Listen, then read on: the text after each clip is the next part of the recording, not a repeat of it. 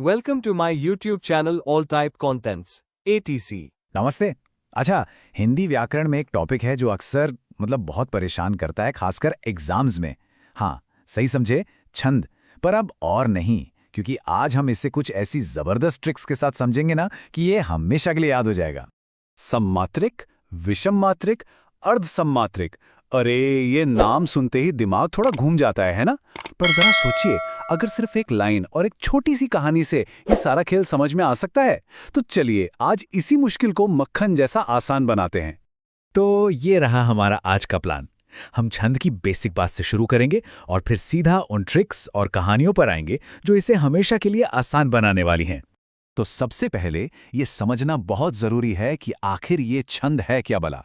इसके टाइप्स जानने से पहले चलो इसकी जड़ को पकड़ते हैं। इसको ना ऐसे समझते हैं, जैसे कोई भी गद्य मतलब प्रोज, उसे सही तरीके से लिखने के लिए व्याकरण यानी ग्रामर के नियम होते हैं, राइट? बिल्कुल वैसे ही पद्य यानी हमारी कविता को एक लय, एक रिद्म और स्ट्रक्चर देने के लिए होता है छंद शास्त्र। तो सीधे सीधे कहें तो छंद क्या है? ये कविता का ग्रामर है, सिंपल।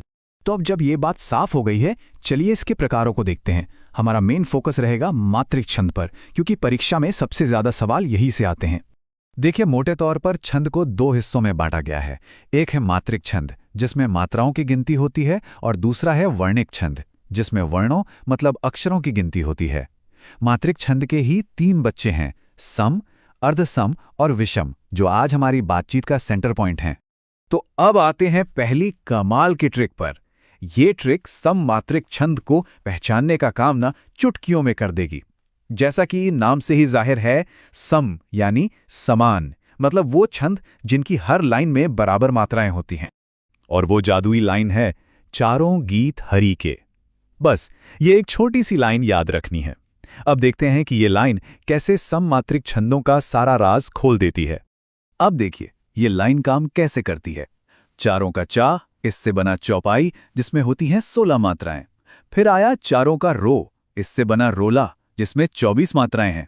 गीत से हो गया गीतिका, जिसमें 26, और हरि से हरि गीतिका 28 मात्राओं के साथ। बस हो गया, है ना कमाल का तरीका? चलिए अब बारी है विषम मात्रिक छंद की। विषम का मतलब है जो एक जैसा ना हो। ये छंद असल में दो अलग अलग छंदों को मिलाकर बनते हैं, और इनको याद रखने के लिए हमारे पास एक बड़ी मजेदार कहानी है। अच्छा, तो कहानी कुछ ऐसी है। सोचिए, एक बहन है जो अपने भाई से जिद कर रही है। उसे चाहिए कुंडल मतलब इयररिंग्स, और वो कहती है, भैया मुझे दो, वरना मैं रोने लगूंगी, मुझे कुंडल चाहिए। ध्यान दिया? कहानी के यही शब्द हमारी अगली ट्रिक हैं, और यहीं पे हमारी ट्रिक काम आती है। कहानी के मुख्य शब्द क्या थे? दो और रो। तो दो से बना दोहा और रो से बना रोला, और जब इन दोनों को मिला दिया तो बन गया कुंडलियां छंद। सिंपल। कहानी अभी खत्म नहीं हुई। भाई अपनी बहन को चुप कराने के लिए कहता है रोना नहीं, जिससे हमें मिला रोला। फिर वह उसे प्यार से उल्लू बुलाता है, जिससे हमें मिला उल्लाला। और जब बहन खुश होकर छपाक छपाक नाचने लगती है तो बन गया छप्पे छंद। मतलब रोला और उल्लाला मिलकर बनाते हैं छप्पे। अच्छा, अब जब हमने सममात्रिक और विषम मात्रिक छंदों की ट्रिक सीख लिए हैं, तो बाकी बचे प्रकारों को पहचानना तो बच्चों का खेल है। ये बस एक प्रोसेस ऑफ एलिमिनेशन है। तो जो भी मात्रिक छंद हमारी पहली दो ट्रिक्स में फिट नहीं बैठता, वो होता है अर्धसम मात्रिक छंद।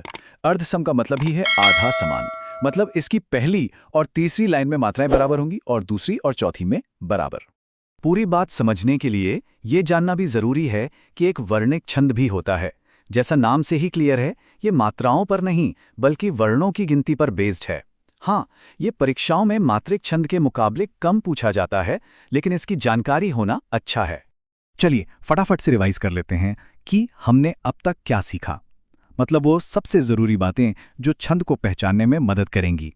आखिर में बस इन दो मास्टर चाबियों को याद रखना है।